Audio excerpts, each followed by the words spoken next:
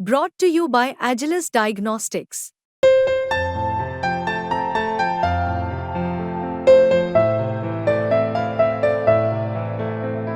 Agilus Diagnostics.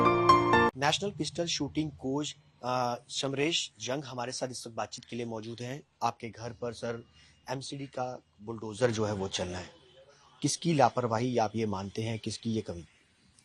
लापरवाही तो नहीं कहूँगा मैं किसी की, मतलब आपका कुछ है, आगे डेवलप होना है यहाँ पे, तो उसके लिए होना है, इसका डिमोलिशन होना है, विच इज़ ओके। बट ये है कि आप 2 दिन पहले आके अनाउंस करते हैं कि आप खाली कर दीजिए, और आप एक दिन में सब खाली कर दीजिए और निकल जाइए। मैंने बहुत कोशिश किया और एक दिन में नहीं हो पाया मेरा, सब कुछ करने के बाद भी। आज दूसरा दिन है, लकीली अभी तक कुछ शुरू नहीं हुआ, आज शुरू होना था। पर यहाँ पे ऐसे लोग हैं जो नहीं कर पा रहे, तो यहाँ पे इतनी फैमिलीज हैं जो 70-75 सालों से यहाँ पे बसी। मेरी खुद का इस घर में मतलब 75 ईयर्स से ऊपर हो गए हैं। मेरी ग्रैंड मदर पार्टीशन से पहले यहाँ पे थी, और मतलब हमारी 4th जनरेशन है यहाँ पे। सो एकदम से एक दिन में सब कुछ समेट के जाना मतलब पॉसिबल नहीं है, कि मतलब इनसेंसिटिव लगता है कि भाई हमें ये जगह खाली चाहिए, आप खाली करके जाओ। सो यही था कि अगर आपने करना है इट्स ओके, पर आपको समय तो देना चाहिए उसको। एमसीडी की तरफ से कोई नोटिस नहीं, ऐसी अनाउंसमेंट हुआ अभी? एक जनरल पब्लिक नोटिस लगाया था, उसमें कोई क्लैरिटी नहीं थी। उसमें लिखा 32 एकर्स, और वो 32 एकड़ कहाँ से शुरू होता है, उसमें क्या क्या इलाके आते हैं, क्या है वो नहीं पता करने की कोशिश की थी। तो जहाँ तक मुझे पता चला कि मैं ओलंपिक्स के लिए गया होता, तो मैंने यहाँ से जो पता चला, उन्होंने ये बोला कि भाई सबको नोटिस आएगा, जिन जिन के घर पे कार्रवाई होनी है उनको नोटिस आएगा। पर नोटिस ऐसा कुछ नहीं आया। एक नोटिस आया पब्लिक अनाउंसमेंट के तरफ से कि ये है, आप इसको खाली कीजिए और जाइए। आपने बताया कि आप 75 साल से आपका पूरा परिवार यहाँ पर रह रहा है, काफी यादें होंगी, सब कुछ होगा, एकदम से इस तरीके की कार्रवाई को आप कैसे देख रहे कार्रवाई तो जैसे होना जो है उसका है, पर एकदम से जो होना है उसमें आप देख सकते हैं। यहाँ पे मेरे ग्रैंडफादर ऑथर थे, किताबी फ्रीडम फाइटर थे, ऑथर थे। मेरी ग्रैंड मदर साइकोलॉजी की लेक्चरर थी, उसमें वाइस प्रिंसिपल थी इंद्रप्रस्थ कॉलेज में, हेड ऑफ डिपार्टमेंट साइकोलॉजी। तो उनकी इतनी किताबें हैं उनकी कि अब मुझे समझ में नहीं आ रहा कि मैं क्या करूँ, मतलब मेरे लिए क्या प्रायोरिटी हो, वो किताबें हों प्रायोरिटी या बाकी घर का मतलब कपड़े प्रायोरिटी हों, बच्चों को क्या।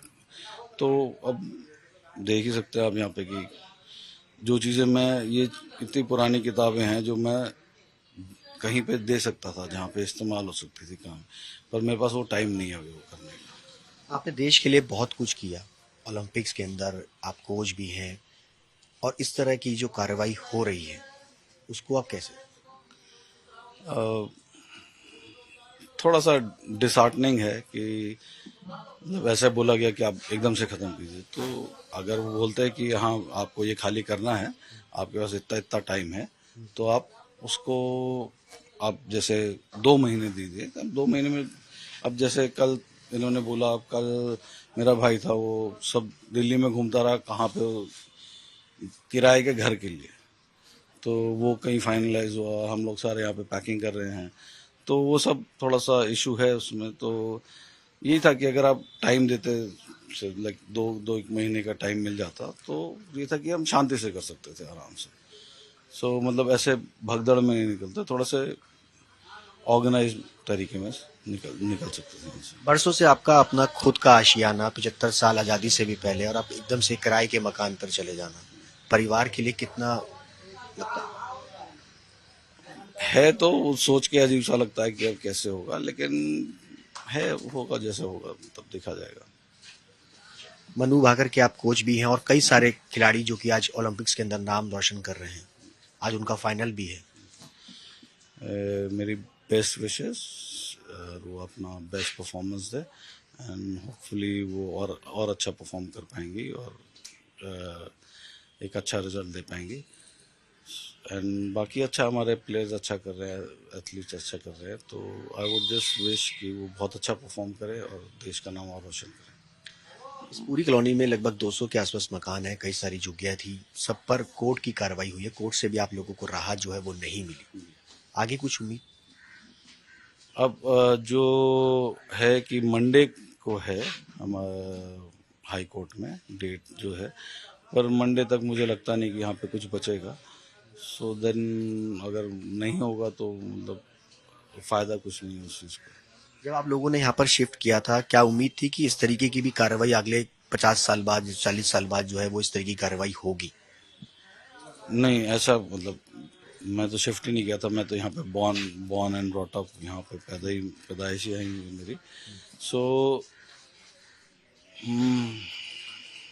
ऐसा कभी दिमाग में नहीं आया था कि यहाँ से शिफ्ट करना पड़ेगा, पर आई सपोज ये नेचर का तरीका है कि आगे बढ़ना पड़ता है, पर थोड़ा सा और ऑर्गेनाइज, थोड़ा सेंसिटिव तरीके में हो सकता है, बस यही उम्मीद कर रहा था मैं। क्योंकि आपसे कहा कि एलएनटी की ये जमीन है जिस पर आप सब लोग रह रहे हैं, क्या आपको मालूम नहीं था कि एलएनटी की जमीन है? या LNDO का था, क्योंकि हमें ये था कि LNDO का था, क्योंकि हम टिल 78 हमारे पास लेटर्स हैं LNDO के, जो हम रेंट पे कर रहे थे उनको, तो उसमें 70 उनके बाद उसका लेटर आया था एक कि भाई अभी हमने ये ज़मीन लीज पे दे दी है, तो आप रेंट उनको पे कीजिए। सब उनकी लीज कब ख़त्म हुई, क्या हुआ, उसके बाद कोई हमें इन्फॉर्मेशन नहीं है। बस ये अभी इन्फॉर्मेशन है कि ये लैंड हमारा LNDO का है और ये हमें वापस चाहिए, इट्स ओके। पर इस तरीके से कि अभी खाली करो और अभी निकलो सारे के सारे एक दिन में सारा छोड़ छाड़ के, वो थोड़ा सा ये आखिरी सवाल, कितना मुश्किल होता है पूरे परिवार के लिए इस तरीके की जब ये कार्रवाई होती है, कितना मुश्किल होता है? मतलब सारे स्ट्रेस हैं। मेरी मदर है, ऑलमोस्ट 78, उनको बहुत स्ट्रेस है, मतलब परिवार को सबको स्ट्रेस है, बच्चों को बहुत स्ट्रेस है कि क्या होगा, घर टूटेगा, आज टूटेगा कि कल टूटेगा।